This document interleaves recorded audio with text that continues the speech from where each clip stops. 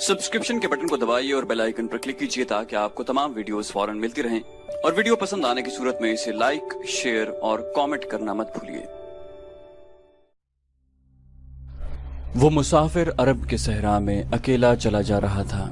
8 हिजरी के जमाने में अरब का वो इलाका जहाँ मक्का और मदीना वाक़े हैं बड़ा ही खौफनाक सहरा हुआ करता था, जलता और इंसानों को झुलसाता हुआ रेगजार। एक तो सहरा की अपनी सऊबतें थीं, दूसरा खतरा रहजनों का था। मुसाफिर काफिलों की सूरत सफर किया करते थे, लेकिन ये मुसाफिर अकेला चला जा रहा था। वो आला नस्ल के जंगी घोड़े पर सवार था। उसकी जिर्रा घोड़े की जीन के साथ बंधी हुई थी, उसकी कमर से तलवार लटक रही थी और उसके हाथ में बर्छी थी। उस जमाने में मर्दों के कद दराज, सीने चौड़े और जिस्म गठे हुए होते थे। ये अकेला मुसाफिर भी उन्हीं मर्दों में से था, लेकिन जिस अंदाज से वो घोड़े की पीठ पर बैठा था उससे पता चलता था कि वो शहसवार है और वो कोई मामूली आदमी नहीं। उसके चेहरे पर खौफ का हल्का सा भी तासुर नहीं था कि रहजन उसे लूट लेंगे, उससे इतनी अच्छी नस्ल का घोड़ा छीन लेंगे और उसे पैदल सफर करना पड़ेगा।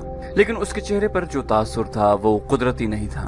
वो कुछ सोच रहा था, यादों से दिल बहला रहा था या कुछ यादों को जहन में दफन करने की कोशिश कर रहा था। आगे एक घाटी आ गई, घोड़ा चढ़ता चला गया। खासी बुलंदी पर जाकर जमीन हमवार हुई। सवार ने घोड़ा रोककर उसे घुमाया और रिकाबों पर खड़े होकर पीछे देखा। उसे मक्का नजर न आया। मक्का उफक के नीचे चला गया था।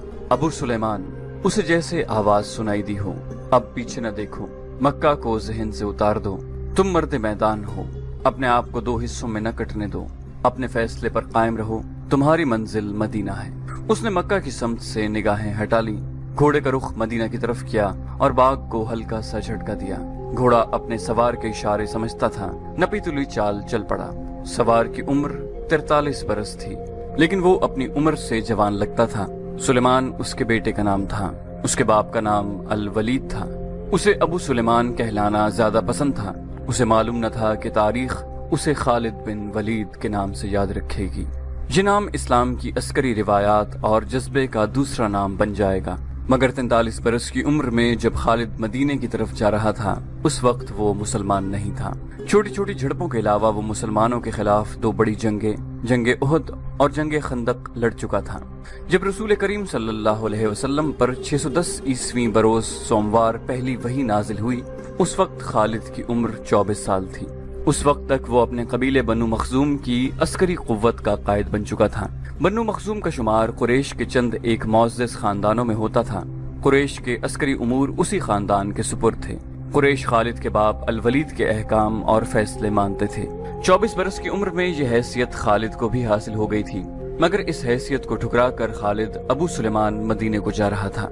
कभी वो महसूस करता जैसे उसकी जात से कोई कुव्वत उसे पीछे को घसीट रही हो। जब वो इस कुव्वत के असर को महसूस करता तो उसकी गर्दन पीछे को मुड़ जाती, लेकिन उसकी अपनी जात से एक आवाज उठती, आगे देख खालिद, तू वलीद का बेटा तो है, लेकिन वो मर गया है। अब तू सुलेमान का बाप है, वो जिंदा है। उसके जहन में 2 नाम अटक गए, मोहम्मद सल्लल्लाहु अलैहि वसल्लम जो एक नया दीन लेकर आए थे, और अल वलीद जो खालिद के बाप और मोहम्मद सल्लल्लाहु अलैहि वसल्लम और आपके नई दीन का बड़ा दुश्मन था। बाप ये दुश्मनी विरसे के तौर पर खालिद के हवाले करके दुनिया से उठ गया था। खालिद के घोड़े ने पानी की मुश्क पर अपने आप ही रुख बदल लिया था। खालिद ने उधर देखा, उसे गोल दायरे में खजूरों के दरख्त और सहरा के झाड़ी नुमा दरख्त नजर आए। घोड़ा उधर ही जा रहा था। नखलिस्तान में दाखिल होकर खालिद घोड़े से कूद गया। इमामा उतार कर वो पानी के किनारे 2 जानू हो गया। उसने पानी चुल्लू भर भर कर अपने सर पर डाला और 2-4 छींटे मुंह पर फेंके। उसका घोड़ा पानी पी रहा था। खालिद ने इस चश्मे से पानी पिया जो सिर्फ इंसानों के इस्तेमाल के लिए था। ये एक छोटा सा जंगल था। खालिद ने घोड़े की जीन उतारी और जीन के साथ बंधी हुई छोटी सी एक दर्री खोलकर झाड़ी नुमा दरख्तों के झुंड तले बिछाई और लेट गया। वो थक गया था, थोड़ी देर के लिए सो जाना चाहता था, मगर उसके जहन में यादों का जो काफिला चल पड़ा था वो उसे सोने नहीं दे रहा था। उसे 7 साल पहले का एक दिन याद आया जब उसके अजीजों ने मोहम्मद सल्लल्लाहु अलैहि वसल्लम को कत्ल करने का मंसूबा बनाया था। इस मंसूबे में खालिद का बाप अल वलीद पेश था। वो सितंबर 622 ईस्वी की एक रात थी। कुरैश ने रसूल खुदा सल्लल्लाहु अलैहि वसल्लम को सोते में कत्ल करने के लिए ऐसे आदमी चुने थे जो इंसान के रूप में वहशी और दरिंदे थे। खालिद कुरैश के सरकर्दा खानदान का जवान था। اس وقت اس کی عمر 27 سال تھی۔ وہ حضور اکرم صلی اللہ علیہ وسلم کے قتل کی سازش میں شریک تھا، لیکن وہ قتل کے لیے جانے والوں کے گروہ میں شامل نہیں تھا۔ اسے 7 سال پہلے کی وہ رات گزرے ہوئے کل کی طرح یاد تھی۔ وہ اس قتل پر بھی خوش تھا اور ناخوش بھی۔ خوش اس لیے کہ اس کے اپنے قبیلے کے ہی ایک آدمی نے اس کے مذہب کو، جو بت پرستی تھی، باطل کہہ دیا اور اپنے آپ کو خدا کا پیغمبر کہہ دیا۔ ایسے دشمن کے قتل پر خوش ہونا فطری بات تھی، اور وہ ناخوش اس لیے تھا کہ وہ اپنے دشمن کو للکار کر آمنے سامنے کی لڑائی لڑنے کے قائل تھا۔ اس نے سوئے ہوئے دشمن کو قتل کرنے کی کبھی سوچی ہی نہیں تھی۔ بہرحال اس نے اس سازش کی مخالفت نہیں کی، لیکن قتل کی رات جب قاتل رسول خدا کو مقررہ وقت پر قتل کرنے گئے تو آپ صلی اللہ علیہ وسلم کا مکان خالی تھا۔ وہاں گھر کا سامان بھی نہیں تھا، نہ آپ کا گھوڑا تھا اور نہ اونٹنی۔ قریش اس امید پر سوئے ہوئے تھے کہ صبح انہیں خوشخبری ملے گی کہ ان کے مذہب کو جھٹلانے اور انہیں اپنے نئے مذہب کی طرف بلانے والا قتل ہو گیا ہے، مگر صبح وہ ایک دوسرے کو مایوسی کے عالم میں دیکھ رہے تھے۔ پھر وہ سرگوشیوں میں ایک دوسرے سے پوچھنے لگے، محمد کہاں گیا؟ رسول خدا صلی اللہ علیہ وسلم قتل کے وقت سے بہت پہلے اپنے قتل کی سازش سے آگاہ ہو کر مدینے کو ہجرت کر گئے تھے۔ صبح تک آپ صلی اللہ علیہ وسلم بہت دور نکل گئے تھے۔ خالد کے ذہن سے یادیں پھوٹتی چلی آ رہی تھی۔ ذہن پیچھے ہی پیچھے ہٹتے ہٹتے 16 برس دور جا نکلا۔ 613 عیسوی کی ایک شام رسول کریم صلی اللہ علیہ وسلم نے قریش کے چند ایک سرکردہ افراد کو اپنے ہاں کھانے پر مدعو کیا۔ کھانے کے بعد رسول کریم صلی اللہ علیہ وسلم نے اپنے مہمانوں سے کہا، اے بنی عبد المطلب، میں تمہارے سامنے جو تحفہ پیش کرنے لگا ہوں وہ عرب کا کوئی اور شخص پیش نہیں کر سکتا، اس لیے کہ اللہ نے مجھے منتخب کیا ہے۔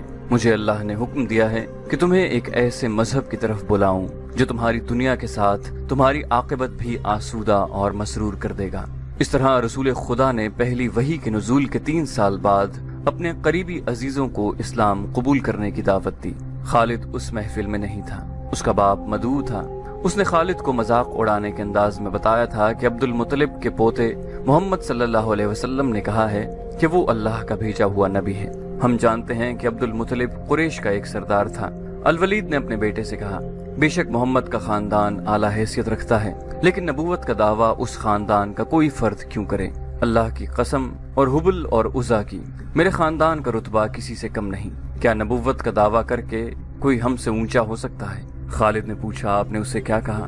پہلے تو ہم چپ ہو گئے، پھر ہم سب ہنس پڑے۔ الولید نے کہا، لیکن محمد کے چچا زاد بھائی علی نے محمد کی نبوت کو قبول کر لیا ہے۔ خالد اپنے باپ کی طنزیہ ہنسی کو بھولا نہیں تھا۔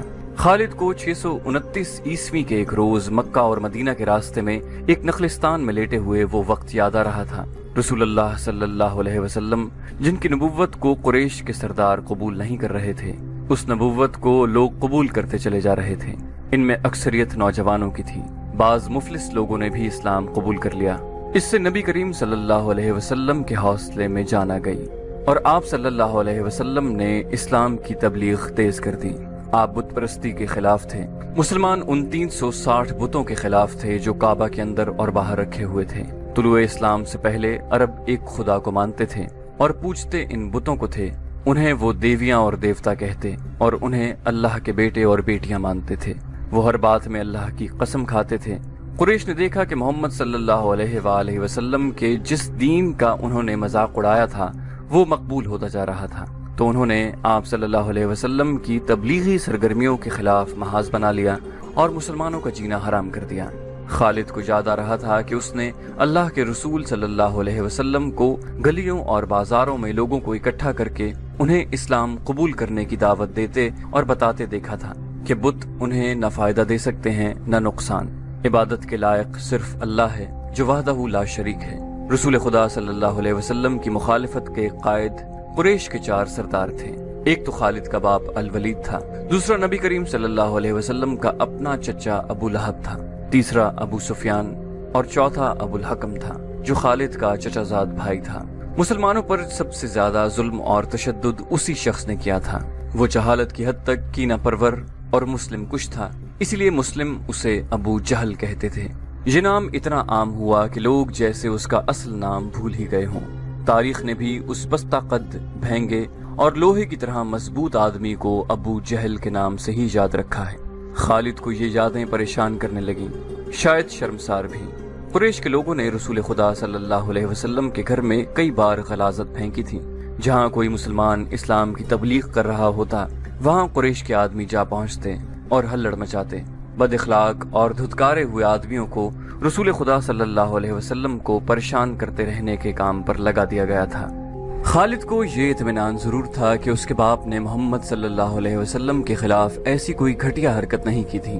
وہ 2 مرتبہ قریش کے 3-4 سرداروں کو ساتھ لے کر رسول خدا کے چچا ابو طالب کے پاس یہ کہنے گیا تھا کہ وہ اپنے بھتیجے کو بتوں کی توہین اور نبوت کے دعوے سے روکے، ورنہ وہ کسی کے ہاتھوں قتل ہو جائے گا۔ ابو طالب نے ان لوگوں کو دونوں مرتبہ ٹال دیا۔ خالد کو اپنے باپ کی بہت بڑی قربانی یاد آئی۔ عمارہ خالد کا بھائی تھا۔ وہ خاص طور پر خوبصورت نوجوان تھا۔ وہ ذہین تھا اور اس میں بانک پن تھا۔ خالد کے باپ الولید نے اپنے اتنے خوبصورت بیٹے عمارہ کو قریش کے 2 سرداروں کے حوالے کیا اور انہیں کہا کہ اسے محمد کے چچا ابو طالب کے پاس لے جاؤ اور اس سے کہو کہ میرا بیٹا رکھ لو اور اس کے بدلے محمد صلی اللہ علیہ وسلم ہمیں دے دو۔ خالد اپنے باپ کے اس فیصلے پر کانپ اٹھا تھا، اور جب اس کا بھائی عمارہ دونوں سرداروں کے ساتھ چلا گیا تو خالد تنہائی میں جا کر رویا۔ سرداروں نے عمارہ کو رسول کریم کے چچا کے آگے کر کے کہا، ابو طالب، اسے تم جانتے ہو، یہ عمارہ بن الولید ہے۔ تم یہ بھی جانتے ہو کہ بنو ہاشم نے، جس کے تم سردار ہو، ابھی تک اس جیسا سجیلا اور عقل مند جوان پیدا نہیں کیا۔ یہ ہم ہمیشہ کے لیے تمہارے حوالے کرنے آئے ہیں۔ اسے اپنا بیٹا بنا کر رکھو، یہ تمام عمر تمہارا فرما بردار رہے گا، اور اگر اسے اپنا غلام بنا لو گے تو قسم ہے اللہ کی تم پر اپنی جان بھی قربان کر دے گا۔ مگر تم اسے میرے حوالے کیوں کر رہے ہو؟ ابو طالب نے پوچھا، کیا بنو مخزوم کی ماؤں نے اپنے بیٹوں کو نیلام کرنا شروع کر دیا ہے؟ کہو اس کی کتنی قیمت چاہتے ہو، اس کے عوض ہمیں اپنا بھتیجا محمد دے دو۔ قریش کے ایک سردار نے کہا، تمہارا یہ بھتیجا تمہاری رسوائی کا باعث بن گیا ہے۔ اس نے تمہارے آباء و اجداد کے مذہب کو رد کر کے نیا مذہب بنا لیا ہے۔ کیا تم دیکھ نہیں رہے کہ تم نے اس قبیلے میں آدمی کو آدمی کا دشمن بنا دیا ہے؟ تم میرے بھتیجے کو لے جا کر کیا کرو گے؟ قتل؟ قریش کے دوسرے سردار نے جواب دیا، ہم محمد کو قتل کریں گے، یہ بے انصافی نہیں ہوگی۔ تم دیکھ رہے ہو کہ ہم تمہارے بھتیجے کے بدلے تمہیں اپنا بیٹا دے رہے ہیں، یہ بہت بڑی بے انصافی ہوگی۔ ابو طالب نے کہا، تم میرے بھتیجے کو قتل کرو گے اور میں تمہارے بیٹے کو پالوں گا اور اس پر خرچ کروں گا اور اسے بہت اچھی زندگی دوں گا۔ تم میرے پاس کیسا انصاف لے کر آئے ہو؟ میں تمہیں عزت سے رخصت کرتا ہوں۔ خالد نے جب اپنے بھائی کو اپنے سرداروں کے ساتھ واپس آتے دیکھا اور سرداروں سے سنا کہ ابو طالب نے یہ سودا قبول نہیں کیا تو خالد کو دلی مسرت ہوئی تھی۔ محمد صلی اللہ علیہ وسلم کا تم نے کیا بگاڑ لیا تھا ابو سلیمان؟ خالد کی ذات سے ایک سوال اٹھا۔ اس نے خیالوں ہی خیالوں میں سر ہلایا اور دل ہی دل میں کہا، کچھ نہیں۔ بے شک محمد صلی اللہ علیہ وسلم کا جسم طاقتور ہے، لیکن رکانہ بن عبد یزید جیسے پہلوان کو اٹھا کر پٹخنے کے لیے صرف جسمانی طاقت کافی نہیں۔ رکانہ بن عبد یزید رسول کریم صلی اللہ علیہ وسلم کا چچا تھا، جس نے اسلام قبول نہیں کیا تھا۔ یہ عرب کا مانا ہوا پہلوان تھا۔ نامی گرامی پہلوان آئے جنہیں اس نے ایک ہی داؤں میں پٹخ کر اٹھنے کے قابل نہیں چھوڑا۔ وہ وحشی انسان تھا، صرف لڑنا مارنا جانتا تھا۔ خالد کو وہ وقت یاد آنے لگا جب مسلمانوں کو دق کرنے والے 3-4 آدمیوں نے ایک دن رکانہ پہلوان کو خوب کھلایا پلایا اور اسے کہا تھا کہ تمہارا بھتیجا محمد صلی اللہ علیہ وسلم کسی کے ہاتھ نہیں آتا، نہ اپنی تبلیغ سے باز آتا ہے، نہ کسی سے ڈرتا ہے، اور لوگ اس کی باتوں کے جادو میں آتے چلے جا رہے ہیں۔ کیا تم اسے سیدھا نہیں کر سکتے؟ رکانہ نے اپنے چہرے پر مست بھینسے کا تاثر پیدا کر کے تکبر کے لہجے میں کہا تھا، کیا تم میرے ہاتھوں اس کی ہڈیاں توڑوانا چاہتے ہو؟ لاؤ اسے میرے مقابلے پر، لیکن وہ میرا نام سن کر مکہ سے بھاگ جائے گا۔ نہیں، میں اس کے ساتھ لڑنا اپنی توہین سمجھتا ہوں۔ اس نے اکسانے والے آدمیوں کی بات نہ مانی۔ وہ کسی پہلوان کو اپنے برابر سمجھتا ہی نہیں تھا۔ مسلمانوں کے دشمن خاموش ہو گئے تھے، لیکن سوچتے رہے کہ رسول خدا صلی اللہ علیہ وسلم کو رکانہ کے ہاتھوں گرا کر آپ صلی اللہ علیہ وسلم کا تماشا بنایا جائے۔ مکہ کے یہودی خاص طور پر رسول اکرم کے دشمن تھے، لیکن وہ کھل کر میدان میں نہیں آتے تھے۔ وہ خوش تھے کہ اہل قریش آپس میں بٹ کر ایک دوسرے کے دشمن ہو گئے ہیں۔ انہیں پتہ چل گیا کہ قریش کے کچھ آدمیوں نے رکانہ پہلوان کو اکسایا ہے کہ وہ رسول خدا کو کشتی کے لیے للکارے، لیکن وہ نہیں مان رہا تھا۔ ایک روز رکانہ رات کے وقت ایک گلی سے گزر رہا تھا کہ اس کے قریب سے ایک بڑی حسین اور جوان لڑکی گزری۔ چاندنی رات میں لڑکی نے رکانہ کو پہچان لیا اور مسکرائی۔ رکانہ وحشی تھا، وہ رک گیا اور لڑکی کا راستہ روک لیا۔ کیا تم جانتی ہو کہ عورت مرد کی طرف دیکھ کر مسکراتی ہے تو اس کا مطلب کیا ہوتا ہے؟ رکانہ پہلوان نے پوچھا۔ کون ہو تم؟ اس کا مطلب یہ ہوتا ہے کہ عورت اس مرد کو چاہتی ہے۔ اس جوان لڑکی نے جواب دیا، میں سبت بنت ارمن ہوں۔ اوہ، ارمن یہودی کی بیٹی، رکانہ نے کہا اور لڑکی کے کندھوں پر ہاتھ رکھ کر اسے اپنے قریب کر کے بولا، کیا میرا جسم تجھے اتنا اچھا لگتا ہے اور کیا میری طاقت؟ سبت نے پیچھے ہٹتے ہوئے کہا، تمہاری طاقت نے مجھے مایوس کر دیا ہے، تم اپنے بھتیجے سے ڈر گئے ہو۔ رکانہ نے گرج کر پوچھا، کون کہتا ہے؟ سبت نے جواب دیا، سب کہتے ہیں، پہلے محمد کو گراؤ، میں اپنا جسم تمہیں انعام میں دوں گی۔ خدا کے بیٹوں اور بیٹیوں کی قسم تیری بات پوری کر کے تیرے سامنے لاؤں گا۔ رکانہ نے کہا، لیکن تو نے غلط سنا ہے کہ میں محمد سے ڈرتا ہوں۔ بات یہ ہے کہ میں اپنے سے کمزور کے ساتھ لڑنا اپنی توہین سمجھتا ہوں، لیکن تیری بات پوری کروں گا۔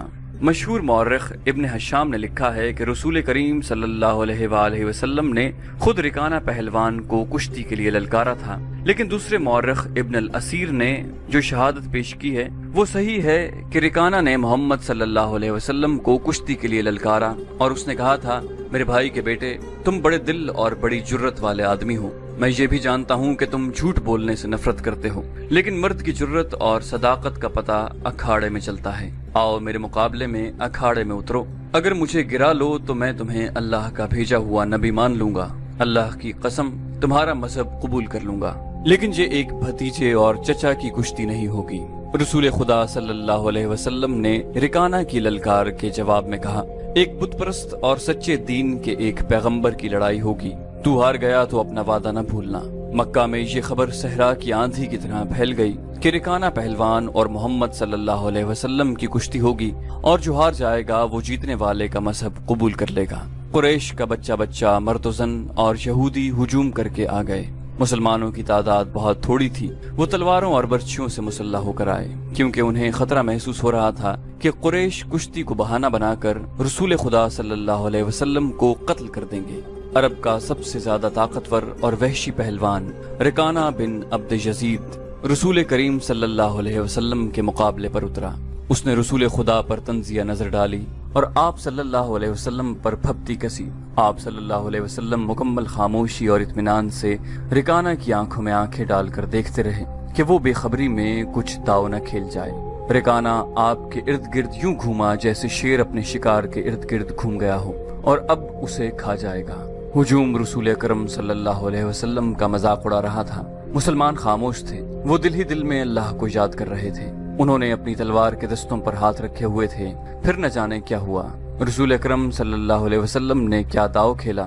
ابن الاسیر کہتا ہے کہ آپ صلی اللہ علیہ وسلم نے رکانہ کو اٹھا کر زمین پر پٹخ دیا۔ رکانہ زخمی شیر کی طرح اٹھا اور غرا کر آپ صلی اللہ علیہ وسلم پر حملہ آور ہوا۔ آپ صلی اللہ علیہ وسلم نے پھر وہی داؤ کھیلا اور اسے پٹخ دیا۔ وہ اٹھا تو آپ نے اسے تیسری بار پٹخا۔ بھاری بھرکم جسم 3 بار پٹخا گیا تو کشتی جاری رکھنے کے قابل نہ رہا۔ رکانہ سر جھکا کر اکھاڑے سے نکل گیا۔ ہجوم پر سناٹا طاری ہو گیا اور مسلمان ننگی تلواریں اور برچھیاں ہوا میں لہرا لہرا اور اچھال اچھال کر نعرے لگا رہے تھے۔ رسول اللہ صلی اللہ علیہ وسلم نے للکار کر کہا، چچا رکانہ، اپنا وعدہ پورا کر اور یہی اعلان کر کہ آج سے تو مسلمان ہے۔ رکانہ نے قبول اسلام سے صاف انکار کر دیا تھا۔ خالد نے نخلستان میں لیٹے لیٹے اپنے آپ سے کہا، یہ طاقت جسمانی نہیں تھی۔ رکانہ کو یوں 3 بار پٹخنا تو دور کی بات ہے، اسے کوئی پچھاڑ بھی نہیں سکتا تھا۔ رسول اکرم صلی اللہ علیہ وسلم کا تصور خالد کے ذہن میں نکھر آیا۔ وہ آپ صلی اللہ علیہ وسلم کو اچھی طرح سے جانتا تھا، لیکن اب وہ محسوس کر رہا تھا جیسے وہ محمد صلی اللہ علیہ وسلم کوئی اور تھے جنہیں وہ بچپن سے جانتا تھا۔ اس کے بعد آپ صلی اللہ علیہ وسلم نے جو رخ اختیار کیا تھا اس میں خالد آپ صلی اللہ علیہ وسلم کو نہیں پہچانتا تھا۔ نبوت کے دعوے کے بعد خالد کی آپ صلی اللہ علیہ وسلم کے ساتھ بول چال بند ہو گئی تھی۔ وہ آپ کے ساتھ 2 ہاتھ کرنا چاہتا تھا، لیکن وہ رکانہ کی طرح پہلوان نہیں تھا۔ وہ میدان جنگ میں لڑنے والا اور لڑنے والوں کی قیادت کرنے والا جنگجو تھا، لیکن اس وقت مسلمان فوج کی صورت میں لڑنے کے قابل نہیں تھے۔ سبسکرپشن کے بٹن کو دبائیے اور بیل آئیکن پر کلک کیجیے تاکہ آپ کو تمام ویڈیوز فوراً ملتی رہیں، اور ویڈیو پسند آنے کی صورت میں اسے لائک، شیئر اور کامنٹ کرنا مت بھولیے۔